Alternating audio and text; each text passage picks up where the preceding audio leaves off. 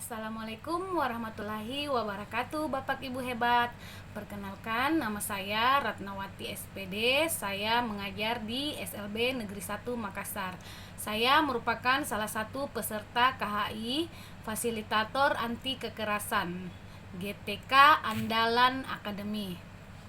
Baik, sebelum masuk ke materi, saya akan mengajak Bapak Ibu untuk bernyanyi tentang 7 kebiasaan anak Indonesia hebat.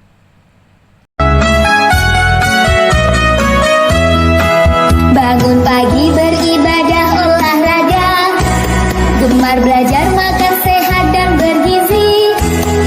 Ayo bermasyarakat, tak lupa istirahat. Aku adalah anak Indonesia hebat. Baik Bapak Ibu, saya akan membahas salah satu dari 7 kebiasaan anak Indonesia hebat, yaitu gemar bermasyarakat.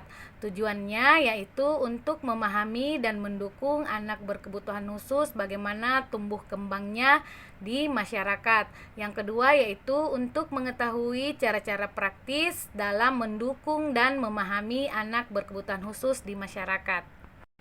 Baik, sebelumnya saya akan membahas apa itu gemar bermasyarakat.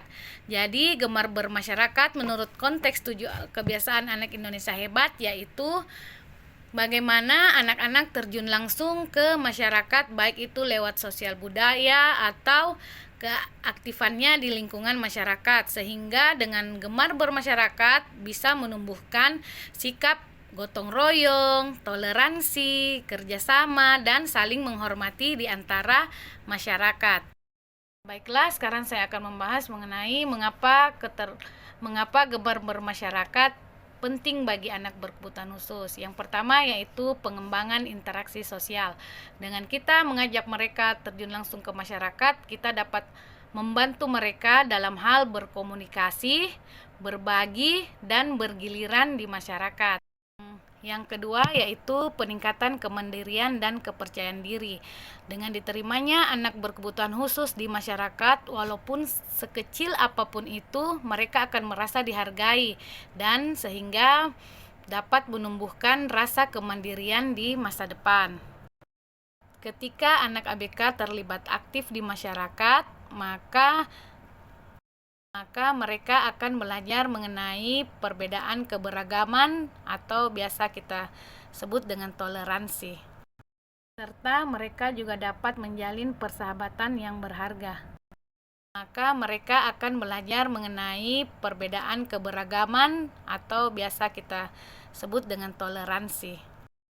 Ya, selanjutnya dukungan emosional. Dengan mendapat dukungan emosional dari teman sebaya, tetangga, maupun masyarakat sekitar, maka anak-anak berkebutuhan khusus itu akan merasa nyaman dan dicintai. Jadi mereka dapat merasa bilang, saya dapat diterima di masyarakat meskipun hanya memiliki keterbatasan.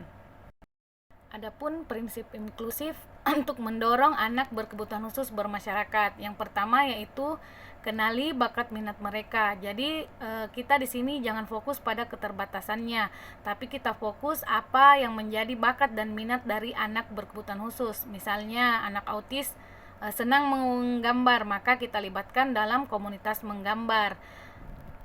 Yang kedua yaitu lingkungan yang struktur dan aman. Jadi pastikan lingkungan aman untuk anak-anak berkebutuhan khusus, di mana tidak ada perundungan atau pembulian pada anak berkebutuhan khusus. Ketiga yaitu modelkan perilaku yang positif, di mana guru atau orang tua menjadi model bagi anak, misalnya dengan mengucapkan kata terima kasih, tolong, maaf. Jadi sehingga anak-anak kita bisa mengikuti perilaku-perilaku yang positif. Nah, sekarang kita memasuki langkah praktis dalam mendukung anak berkebutuhan khusus bermasyarakat. Yang pertama yaitu di lingkungan keluarga. Jadi kita bisa melibatkan anak berkebutuhan khusus di lingkungan keluarga, misalnya yaitu membereskan meja setelah makan, menyapu, mencuci piring setelah makan. Jadi di sini juga dapat menumbuhkan kemandirian mereka. Selain itu, kita dapat mengajarkan tata krama dasar, yaitu senyum, sapa, dan mengucapkan kata terima kasih. Selain itu, kita juga dapat mengajak anak berkebutuhan khusus berkunjung ke rumah keluarga atau kerabat dekat. Jadi, anak-anak tidak mesti harus di rumah terus. Akan tetapi, jika orang tuanya ingin bepergian, bisa anak-anak dilibatkan untuk bersama-sama di rumah keluarga, baik itu acara arisan atau acara-acara pesta lainnya. Di lingkungan sekolah, kita dapat mengajarkan anak-anak latihan keterampilan sosial, misalnya berbagi mainan, bergiliran dalam berbicara, serta bekerja sama dalam kelompok-kelompok kecil.